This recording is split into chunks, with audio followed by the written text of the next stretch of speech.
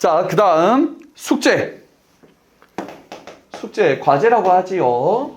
과제는 우리 학원 지금 교재를 보면 맨 앞 페이지를 볼까요? 목차, 차례. 보면은 1번 개념학습. 이건 그냥 쌤하고 수업 시간에 듣는 거고. 2번 적용학습. 요거는 쌤이 수업 시간에 시범 보이는 거고. 3번부터 이제 우리 친구들이 이제 요걸 하는 겁니다. 3번에 나와 있는 거 보니까 뭐라 되어 있습니까? 1일차 복습, 2일차, 3일차, 4일차, 5일차 요렇게 되어 있죠. 요게 이제 월화, 수, 목, 금 요렇게 숙제를 하는 겁니다. 각이 나오나? 요거 이제 매일매일 하는 거고, 뒤에 있는 하프 모의고사는 쌤이 숙제로 검사 안 할 거예요, 이번 주에. 요거는 이제 쌤이 차근히 말해줄 거고, 뒤에 보면 뭐 답지까지 다 들어가 있어. 요걸 이제 어떻게 숙제를 하느냐는 차근히 말씀드릴게요. 일단 우리 친구들이 하는 거는 뭐 1번, 2번은 수업 시간에 들은 거니까 그냥 복습으로 슥 보는 거고, 내가 직접 풀어내야 하는 거는 3번 부분에 1일차, 2일차, 3일차, 4일차, 5일차 요거구나 라고 보시면 됩니다. 그리고 좀 더 교재를 잘 활용하시려면은 밑에 있는 뭐 4번, 5번 같은 것까지 하면은 좋겠지만 요거는 쌤이 따로 지침을 내려줄 거예요. 그리고 숙제 범위는 대략 요런 거임. 이렇게 매주 한 권이란 소리야. 만체 파이팅 하면은 막상 문제 개수는 얼마 안 될 겁니다. 문제 개수는 얼마 안 되고 답지가 많다. 똑같은 내용이 2배로 들어가 있고. 그래서 그런 거예요. 자, 숙제하는 방법은 뭐 차근히 설명을 드리겠지만 일단 기본적인 개념은 이게 똑같은 게 2개가 들어가 있어. 똑같은 페이지가 2개가 들어가 있습니다. 똑같은 페이지가 2개가 들어가 있는데 우선 첫 번째 거에서는 시간 재고 문제를 풀면 됩니다. 쌤, 시간까지 다 못 풀면 어떻게 돼요? 안 풀어야지. 시간 내에 못 풀었으니까. 이거 푸는 게 중요한 게 아니야. 실제로 시간 내에 푸는 시험 환경과 나를 익숙하게 만드는 게 중요한 거기 때문에 시간 딱 재고 그만큼만 푸세요. 3분이면은 3분만 풀어. 5분이면은 5분만 풀고 그러면 되겠죠. 시간 재고 풀고 그런 다음에 맨 뒤에 보면 빠른 채점이 있습니다. 그럼 이제 내가 틀린 게 있고 맞춘 게 있겠죠. 그 다음 딱 넘어가면 쌤 보여줄 거예요 좀 이따가. 넘어가면 똑같은 내용이 똑같이 적혀져 있어. 근데 약간 뭐 분석이나 뭐 이런저런 칸이 추가되어 있습니다. 여기다가 새로 푸는 게 아니고 푸는 건 아까 풀었잖아. 이제는 이렇게 좀 추가된 칸들을 채우는 거예요. 빈칸, 뭐 OX, 그리고 뭐 분석 이런 것들을 이제는 시간 제한 없이 차근히 다 채워나가는 겁니다. 쌤, 모르겠는 건 어떻게 해요? 모르겠는 것도 채워나가야 돼. 모르겠는 것도 뭐라도 적어야 합니다. 뭐라도 적어서 빼먹는 거 없이 채우는 거. 왜냐면 그 연습을 해야 됩니다. 모르겠는 거를 답지 보고 배워야지 라고 익숙해지다 보면 진짜 시험 쳤을 때 모르는 게 나왔을 때 대처를 할 수가 없어. 쌤은 이걸 발버둥이라고 하는데 발버둥을 쳐봐야 실제 상황이 겪어졌을 때 나타났을 때 그때도 발버둥을 칠 수 있는 거지. 발버둥을 안 쳐본 사람은 실제 상황이 닥쳤을 때 위기가 닥쳤을 때 발버둥 치는 법을 모릅니다. 그래서 발버둥 치는 걸 연습해봐야 됩니다용. 모르는 게 나오더라도 무조건 뭐라도 적기. 그리고 이제 보면 뒤에 엄청난 분량의 답지가 있어요. 해설지라고 하지 보통. 해설지를 보고 얘네들을 채점하고 틀린 게 있거나 내가 이상하게 적은 것들은 고쳐야 되겠죠. 검토하고 요렇게 끝나는 겁니다. 자, 예시를 한번 볼까요? 우리 교재에 보면 몇 페이지냐면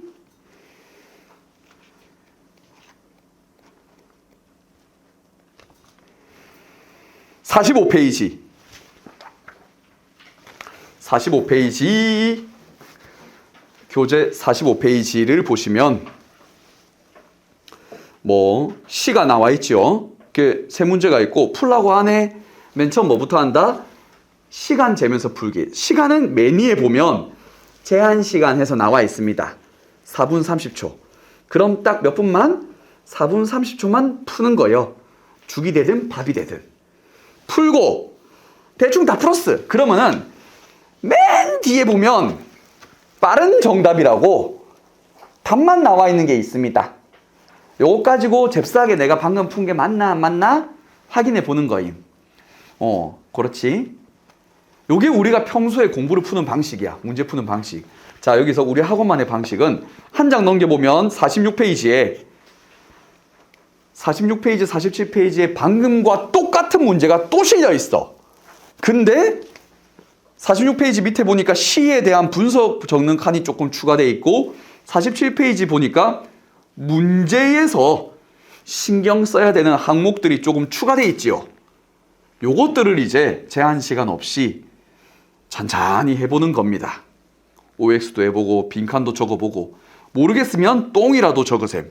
최대한 고민을 해서 적는 연습을 해야 하는 게 중요해요. 그렇게 나름대로 쫙 채웠으면 이제 진짜 해설로 가는 거지. 뭐 예를 들어서 우리가 지금 쌤이 예를 들은 요 부분은 어디 있노?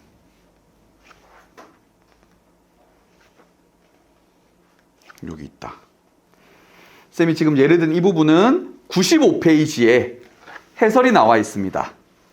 95페이지에 가면 방금 봤던 분석 그리고 OX 이 모든 것들의 답이 나와 있어요. 요걸 보면서 실제로 내가 채워 넣었던 저놈들하고 맞춰보면서 맞으면은 동그라미, 틀리면은 긋고 검토하고 그렇게 진행이 되는 겁니다. 요거 사이클 반복이야. 자, 시를 해석하는 방법을 말씀드릴게요. 보면 우리 나중에 뒤에서 우리가 숙제하면서 해야 되는 게 있는데 시를 분석하는 방법.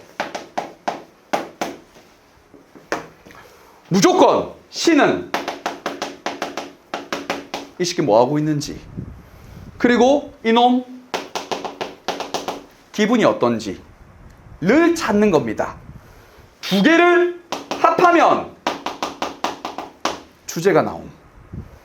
우리 친구들이 주제라는 거 하면 좀 너무 딱딱하게 생각하고 무서워하는데 자, 정서는 그냥 기분이야. 기분. 상황은 상황이고 주제는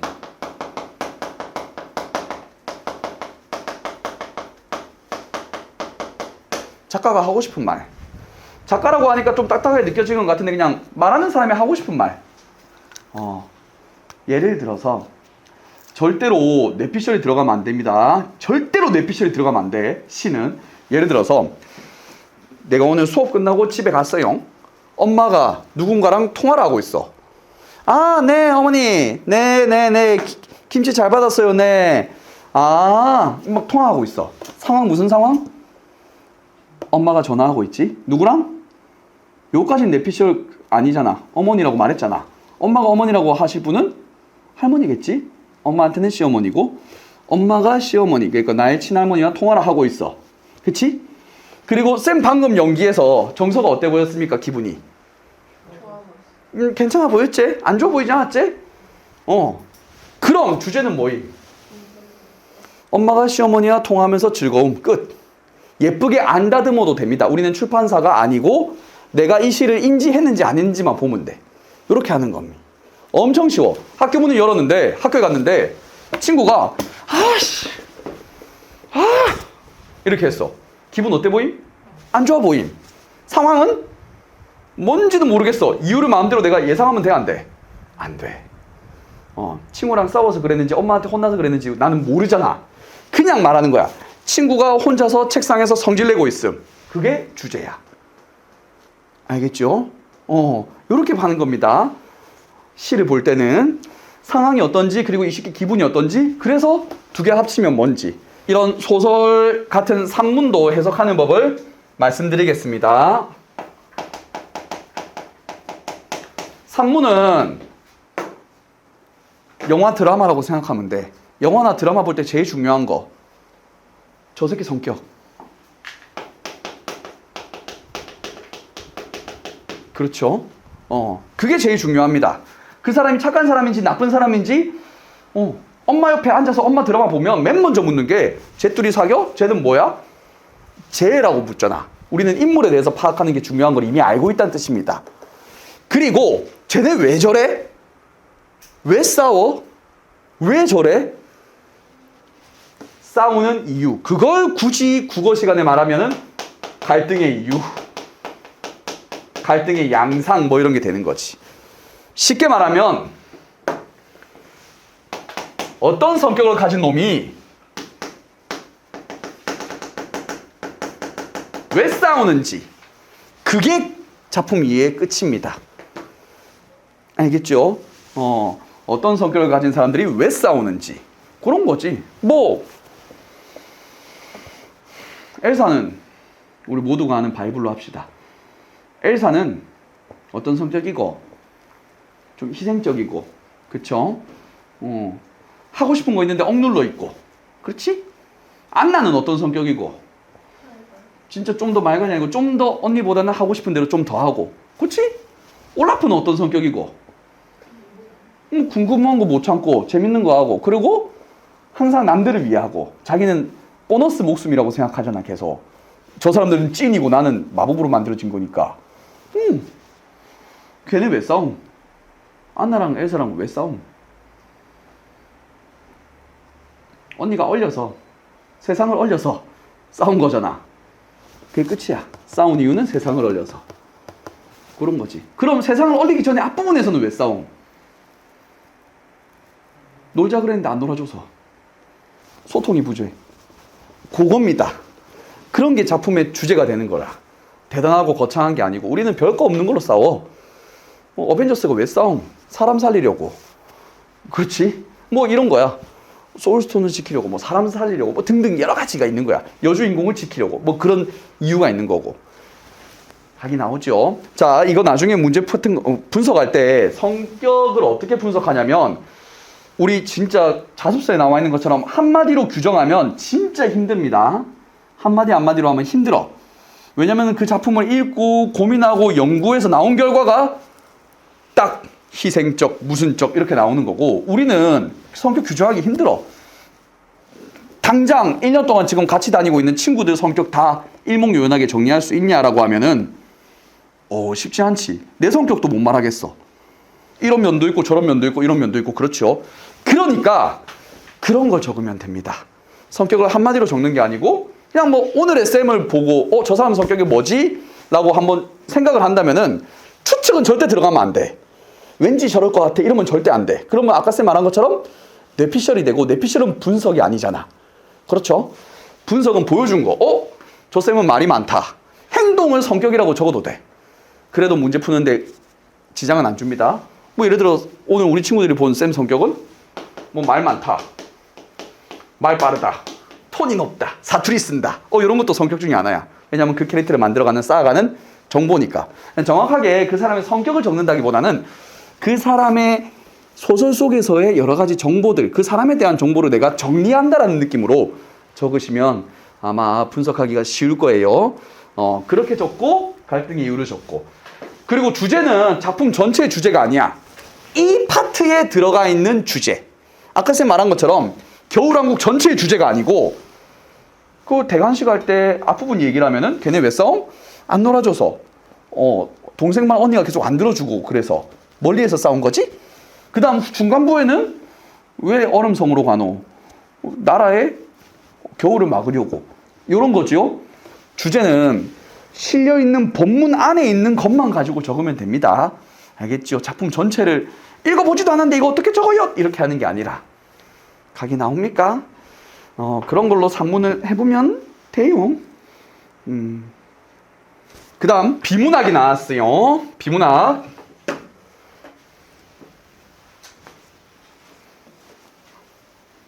이 비문학은 어떻게 푸냐면, 우리 친구들이 이제 학년이 올라가면서 제일 걱정인 게 흔히 말하는 독서라고 하죠. 요즘에는. 그래도 좀 구분하기 쉽게 비문학이라고 하면, 비문학은 쌤 메타를 얘기를 하자면 2017년부터 메타가 바뀌었습니다. 선생님 어릴 때와 그 전까지는 똑같았어. 지금은 완전히 바뀜.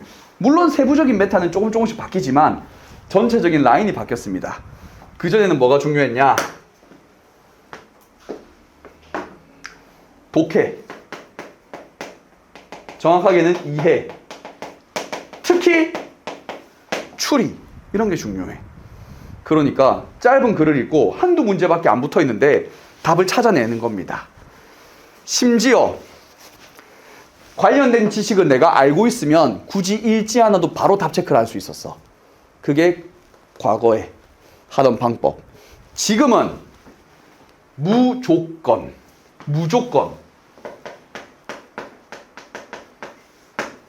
읽고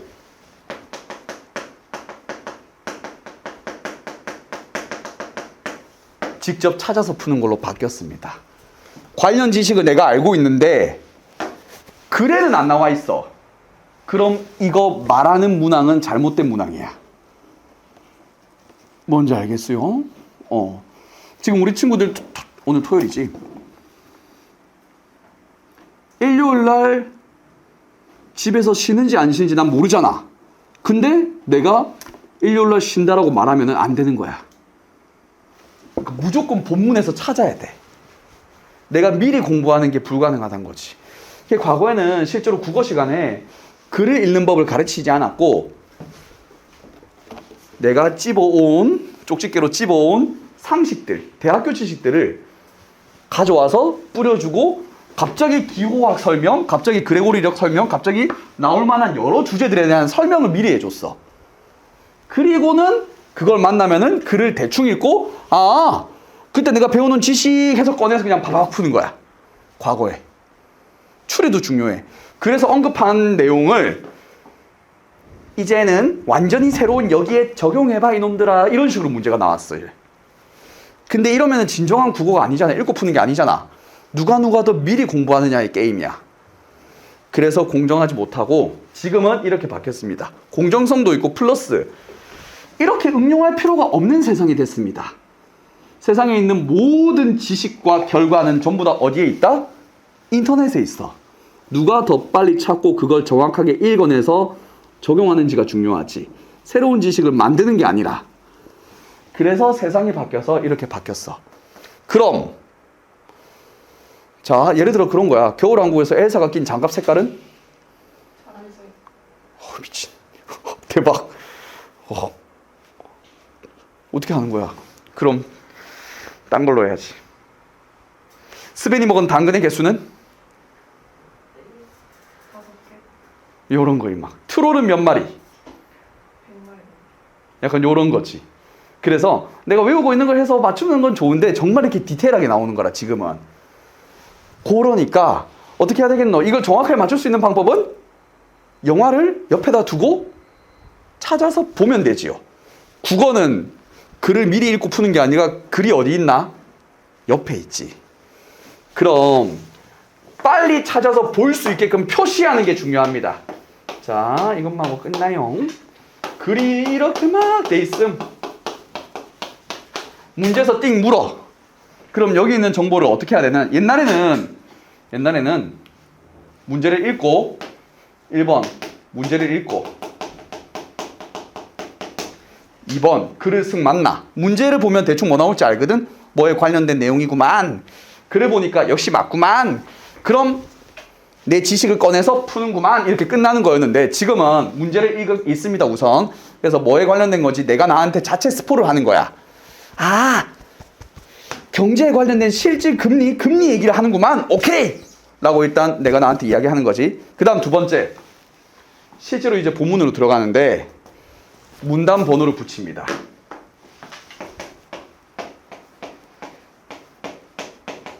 들여쓰기 빈 곳에 문단 번호를 무조건 붙여줘야 돼요. 요거는 쌤이 과제에 따로 요구하는 겁니다. 과제 검사할 때 볼 겁니다. 요거 습관 될 때까지.